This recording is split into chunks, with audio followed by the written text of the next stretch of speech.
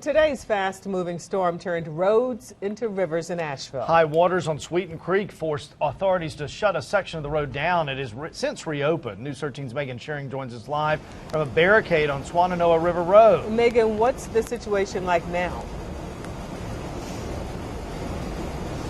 Actually, we are waiting for DOT crews to get here to barricade Swannanoa River Road down right now. Police are just blocking it off. It's amazing what a couple hours can do. Sweeten Creek was absolutely covered with water. Now it's Swannanoa River Road. Take a look at the video we shot earlier today. It's a sight folks say they haven't seen in years. Biltmore Village completely underwater. The last time this happened was probably in 2004 when Hurricane Ivan came through. But even with Ivan, it wasn't as bad as what we're getting today. Heavy rains Wednesday forced the banks of the Swannanoa River to overflow. With nowhere to go, it flooded Sweeten Creek Road. When the levee or whatever up the road broke, it just broke loose. There's trash, there's limbs, even a tire was floating by. Emergency officials were forced to close the road from Caribou to Biltmore Avenue. High water even caused some cars to stall. Across town, folks were experiencing the same conditions. It's crazy. I'm just waiting for someone to break down in the middle of it or something, and then it's going to get really interesting. This is a look at Merriman Avenue. Too much water falling at one time had areas there underwater and nearly impassable. Business owners even tried clearing the drains to help fix the problem. No, definitely have never seen the weather this bad here. But for one North Asheville resident, there was nothing she could do but wait for the rain to stop. The backyard is the worst and the front yard is pretty bad too. The two creeks that flow near her house now surround it. I looked outside about 30 minutes later. I noticed that it was almost as bad as this. It was just flooding everywhere.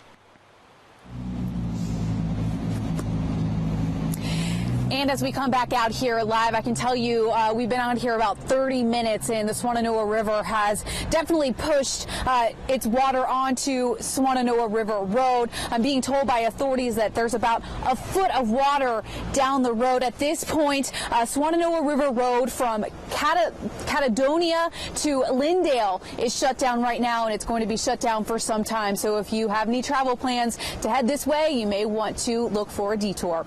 Reporting live in Asheville tonight, Megan Shearing, News 13. And the rain led to flooding that forced officials to close several other roads in Buncombe County. News 13's Emma Wright joins us live from Riverside and Woodfin. Emma?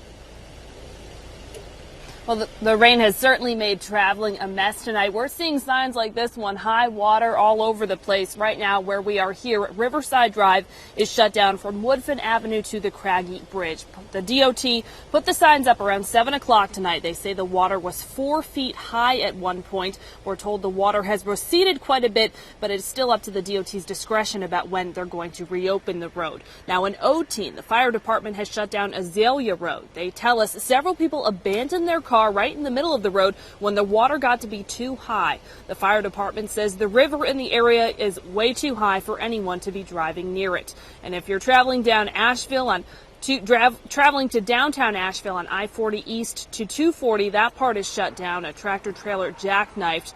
We're told the driver went off the ramp at exit 46B and got stuck in the mud. And a lot of roads aren't shut down, do still have a lot of standing water on them. As we were driving around tonight, we saw a lot of people hydroplaning. So if you do have to come out and drive tonight, be sure to take it slow. Reporting live tonight from Woodfin, I'm Emma Wright, News 13. And water also caused issues for several motorists as the day wore on. It was a busy day for rescue crews as they helped people who were in trouble. Folks are used to seeing this creek flood its banks in Hendersonville, but on this day, it proved to outsmart a driver as she thought she was still in the parking lot and drove right into the creek. Everybody else got out safe. They stayed in the car, rolled down the window, talked to my son, talked to some other people, and waited for the ambulance to come. And then they put the flotation device on them and pulled them out to safety. High water also meant dialysis patients had to wait out a solution. We're hoping to get a flatbed over here so they can get the cars on the flatbed and get them out of into the safety zone, and so then they can drive home. And in Brevard, rescue crews had to drop a ladder from a train trestle to a woman stuck in water. She made it out safely.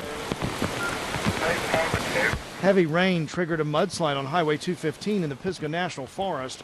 Water undermined the guardrail on the southbound side about 5 miles north of Highway 64. West Hendersonville and Laurel Park had their share of power outages after tree limbs fell, including one that snapped a power pole. It is mainly down power lines from trees or just down trees.